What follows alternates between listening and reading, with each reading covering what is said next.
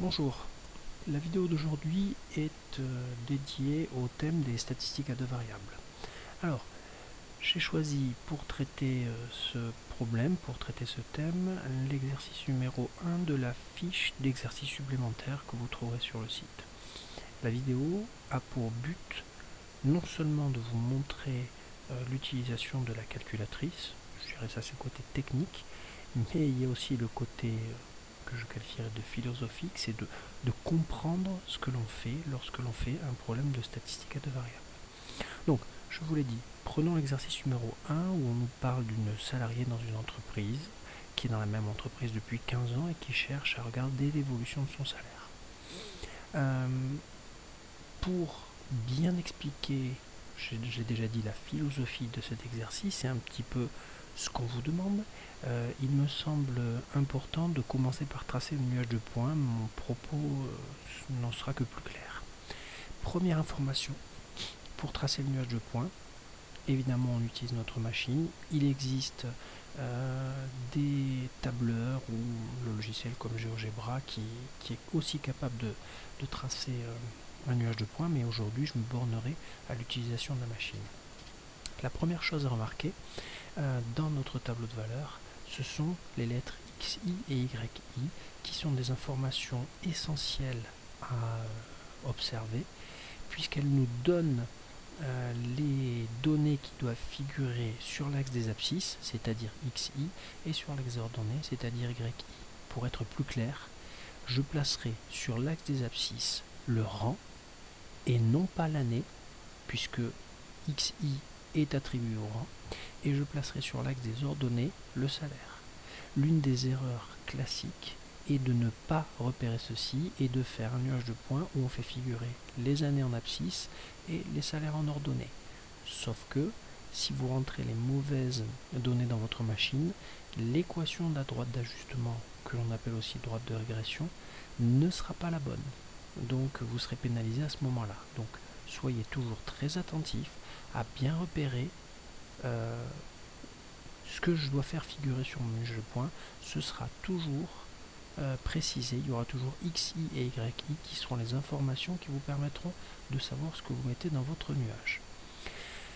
Pour obtenir le nuage à l'aide de la calculatrice, c'est pas compliqué, vous allez dans le menu statistique et vous allez dans la rubrique 1 qui est la rubrique d'édition. Vous vous apercevez que dans mon cas les listes L1, L2, L3 et même les listes ultérieures sont vides.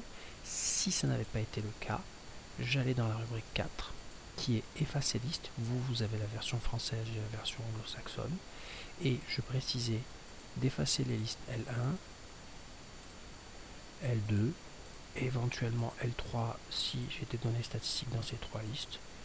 Il me dit c'est fait, je reviens dans le menu statistique et là je peux rentrer mes données statistiques. Alors comme je l'ai déjà dit, ces données statistiques doivent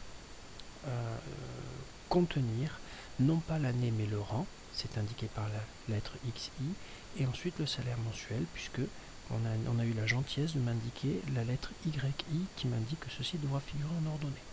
Donc je rentre d'abord dans ma liste 1 les abscisses, c'est-à-dire le rang de l'année. Donc 1, 2, 3, 4, 5, 6, 7 et 8. Avec mon curseur, je me déplace pour accéder à la liste 2 et je rentre mes différentes valeurs de salaire. Voici 1740, 1750, 1825, 1850, 1950, 1960.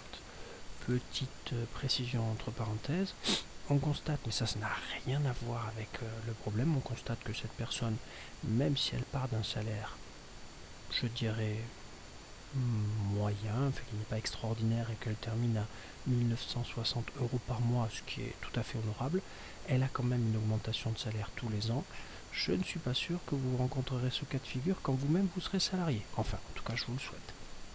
Bon, cette petite parenthèse étant refermée, quand on veut obtenir le nuage de points, il faut aller dans la partie graphe. Le seul problème, c'est que quand je vais dans graphe, je n'ai rien. Je n'ai rien parce que je n'ai pas pris la peine d'activer le mode statistique. Là, ma machine fonctionne comme si elle devait tracer la courbe représentative d'une fonction. Nous ne sommes pas avec des fonctions, nous avons des valeurs statistiques, donc il faut aller dans seconde f de x. Vous voyez bien que il y a marqué statplot. Bon, peu importe la dénomination, mais il y a off, c'est-à-dire que le mode statistique de notre machine n'a pas été activé. Donc, rubrique 1, on clique sur on. Après, vous voyez qu'il y a le type de graphique. Nous voulons un nuage de points, c'est-à-dire nous voulons des points, uniquement des points, et surtout pas des points qui soient reliés. Les X correspondront à la liste 1, les Y à la liste 2. Si on se souvient bien, la liste 1, on avait mis le rang, c'est bien les X, les abscisses. Y qui correspondent aux ordonnées, la liste 2, nous y avons mis nos valeurs de salaire mensuel. Donc pour tout le reste, on est bon. On clique sur Entrée. On quitte, donc je fais seconde quitte puisque c'est en jaune. Je retourne dans mon graphe. Ah, je n'ai toujours rien. Bon, oui, mais je n'ai toujours rien parce que je n'ai pas réglé ma fenêtre. Mon rang, c'est-à-dire mes abscisses, vont de 1 à 8. Donc mon X minimum à moins 10, c'est totalement inutile. Pour avoir une petite marge, je vais me mettre à 0. Je peux laisser à 10 ou me mettre à 9 pour avoir une petite marge. Ça, je n'y touche pas. Le Y minimum, bien je m'aperçois que je suis au plus bas à 1650 et au plus haut à 1960. Donc je vais prendre une petite marge et je vais mettre 1640. Et au maximum 1970. Quitte à rechanger ces valeurs de fenêtre après si c'est nécessaire, hein, bien sûr. Je vais dans mon graphe et j'obtiens mon nuage de points. Voilà, maintenant que j'ai obtenu mon nuage de points, je peux vous parler du côté philosophique, si je puis me permettre, de ces problèmes. En fait, l'exercice qui nous est présenté nous montre une situation qui est concrète, une situation réelle, avec des évolutions de salaire. Quand on regarde ce nuage de points, on a quelque chose. Premièrement, nous n'avons pas de droite. C'est-à-dire que l'évolution du salaire d'Hélène, de cette salariée, de cette personne, n'est pas quelque chose qui est régulier. Elle n'a pas eu des augmentations de salaire régulières tous les ans. Si je peux me permettre cette petite digression mathématique, puisque normalement vous avez suivi le cursus de Bac Pro, il ne s'agit pas d'une suite arithmétique, c'est-à-dire qu'elle n'a pas augmenté, je ne sais pas, de 50 € chaque année ou même de 20 €. Elle a des évolutions de salaire qui ne sont pas régulières. C'est une situation concrète. Peut-être que entre, je ne sais pas, 2007 et 2008, elle a eu une augmentation elle a fourni un travail qui était plus important, plus intéressant que d'autres années, et donc elle a une évolution de salaire qui est plus importante. Voilà, ça décrit une situation réelle. Et cette situation réelle se traduit par ce nuage de points. Bon, il n'empêche tout de même que même si l'évolution n'est pas régulière, on peut s'apercevoir que elle suit une tendance générale. Et cette tendance, déjà, elle est à l'augmentation. On a une tendance générale qui est une tendance d'augmentation de salaire. Et non seulement on a une tendance générale qui est à l'augmentation, mais en plus, on peut s'apercevoir que il existe une droite qui passe au plus près d'un grand nombre de points. C'est-à-dire que si on peut imaginer là que la flèche de mon curseur, de ma souris, dessine une droite, la droite que je suis en train d'essayer de dessiner sous vos yeux, eh bien, cette droite, elle passe au plus près d'un maximum de points, c'est-à-dire qu'il y a très peu de points qui en sont éloignés. C'est-à-dire que je pourrais envisager de construire une droite qui me permettrait de connaître l'évolution de salaire de cette personne entre les années 2004 et 2011. Je ne dis pas que la droite décrit parfaitement la réalité, mais elle la décrit plutôt pas mal. Cette droite me permet de connaître de prévoir, d'anticiper les évolutions de salaire futures après l'année 2011. Si l'évolution garde la même tendance, eh bien, je pourrais, grâce à cette droite, me dire, tiens, en 2012, je devrais avoir une évolution de salaire, je devrais avoir un salaire qui est dans cet ordre d'idée, peut-être proche des 2000 euros. Ça, c'est la droite qui me permet. Tout notre problème va être de tracer cette droite. Parce que pour l'instant, je n'ai que très peu d'indications sur la façon de tracer cette droite. Est-ce que je la trace comme ça, ou est-ce que je la trace un petit peu plus inclinée comme ça, ou un petit peu plus inclinée comme ça, vous voyez? Mais en gros, l'idée, elle est que ce nuage de points pourrait être représenté, et d'une manière assez satisfaisante, par une droite. Et le but de notre travail, c'est de tracer cette droite ou d'en obtenir son équation, ou même les deux en fonction des problèmes qui vous sont demandés. Voilà.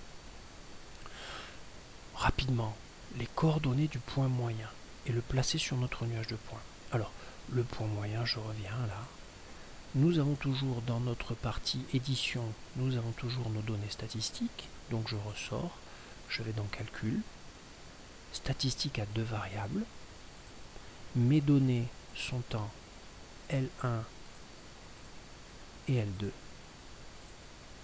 Et je vous rappelle que l'abscisse du point moyen, c'est cette valeur, x bar, donc 4,5, c'est la moyenne de toutes ces valeurs-là. C'est-à-dire quand je fais 1, plus 2, plus 3, plus 4, plus 5, plus 6, plus 7 et plus 8, et que je divise par le nombre de valeurs, je trouve 4,5.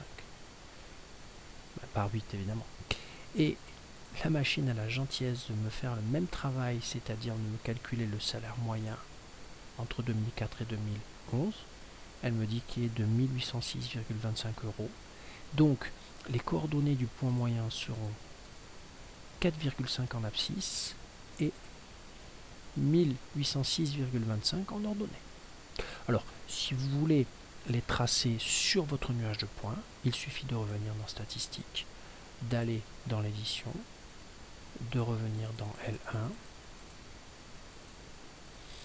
L1, de rajouter les valeurs 4,5 et ici on avait dit 1806,25. Voilà. De revenir dans Graphe et il a tenu compte, il a rajouté, c'est a priori ce point là, il a rajouté ce point là qui correspond aux données que vous avez rajoutées, c'est-à-dire les coordonnées du point moyen, 4,5 en abscisse et 1806,25 en ordonnée. Donc ça c'était la question numéro 2. Ce qui va m'intéresser maintenant, c'est la détermination de cette droite d'ajustement. La droite d'ajustement, je le rappelle, c'est la droite qui va le mieux décrire le nuage de points. C'est-à-dire qu'on voit bien que notre nuage de points est en augmentation, enfin montre une évolution, une augmentation du salaire. On pourrait tracer une droite qui passe au plus près d'un maximum de points. Et bien cette droite, la machine va nous donner son équation. Alors, comment est-ce qu'on fait? Alors là, la manipulation est extrêmement simple. On retourne dans Statistiques, dans la partie Calcul, et dans la régression linéaire, parce que cette droite d'ajustement, on l'appelle aussi droite de régression. Et une droite, c'est quelque chose de linéaire, d'où l'intitulé régression linéaire. Rubrique 4. On lui précise que nos données statistiques sont en L1 et en L2. Et voilà. Il nous dit que la droite de régression linéaire, qui comme toute droite a une équation de la forme y égale a fois x plus b, a les coefficients a et b qui sont 44,04 à peu près pour a et b 1608,03 0,4 pour b. Qu'est-ce que ça veut dire? Ça veut dire que vous avez une équation qui est y égale 44x plus 1608 si j'arrondis à l'unité, comme ce qui m'a été demandé dans mon texte. On m'a dit les coefficients de cette équation seront arrondis à l'unité. Donc y égale ax plus b, c'est-à-dire 44x plus 1608. Voici l'équation de ma droite, et voici ce qui doit figurer sur ma copie quand on me demande cette équation. Je précise, à l'aide de du mode statistique de ma machine. Voici l'équation que j'ai trouvée. Pour la tracer, cette droite, c'est pas très compliqué. Hein. On va dans f de x, on fait 44x, c'est-à-dire qu'on réécrit notre équation, plus 1608, on fait entrer et on va dans le graphe. Et il nous la trace, cette équation, et il nous la trace, cette droite. Et vous voyez quoi? Eh bien, vous voyez que ce point-là, celui-là, celui-là, celui-là et celui-là sont parfaitement sur la droite, et que finalement les autres, les 4 autres points, ne sont pas si éloignés que ça de ma droite. Ce qui veut dire que cette fameuse droite, dont nous venons de déterminer l'équation, eh bien, elle décrit plutôt bien le phénomène. Elle décrit plutôt bien les évolutions de salaire d'Hélène entre les années 2004 et 2011.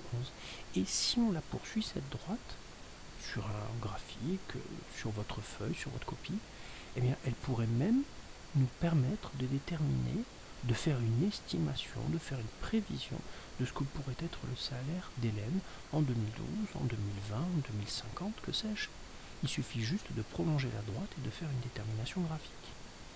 Il existe une autre méthode qui nous permet aussi de faire une estimation, c'est d'utiliser l'équation, donc là c'est une méthode plus calculatoire.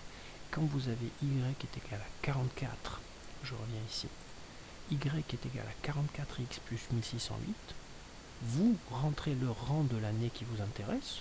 Si c'est l'année 2012, c'est le rang 9. Si c'est l'année 2013, c'est le rang 10. Vous multipliez par exemple 2013. D'accord, donc 2013, on est au rang 10. 44 fois 10 plus 1608. Ça vous donnera une valeur estimée, c'est-à-dire peut-être que ce ne sera pas la réalité. Si ça se trouve, cette salariée va se faire virer, donc elle n'aura pas de salaire en 2013. Mais si l'évolution reste la même, en remplaçant x par 10 dans notre équation et en faisant le calcul, on aura la valeur du salaire d'Hélène en 2013. Mais, je le répète, ceci n'est qu'une estimation. C'est une prévision qui est donnée grâce au modèle, et le modèle, c'est notre droite.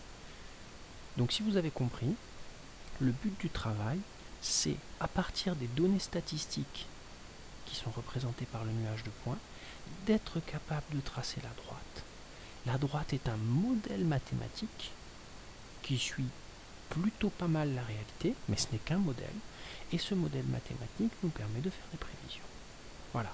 Quand vous regardez un petit peu les questions de tous les exercices que je vous demande de faire sont les mêmes. Le nuage et éventuellement les coordonnées du point moyen.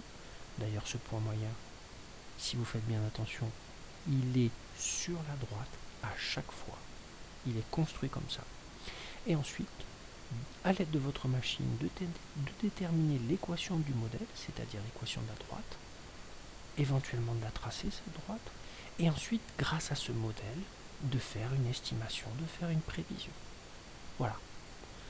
Honnêtement, c'est une fois que vous avez compris comment fonctionne ce genre de problème, c'est quelque chose de, je ne vais pas dire de simple, mais de classique. Il n'y a aucune surprise dans ce genre d'exercice. Voilà. J'espère que j'ai été clair. Je n'en suis pas persuadé. Je vous souhaite bon courage pour vos révisions. Et si jamais vous avez un souci, n'hésitez pas à prendre contact. Merci, à bientôt.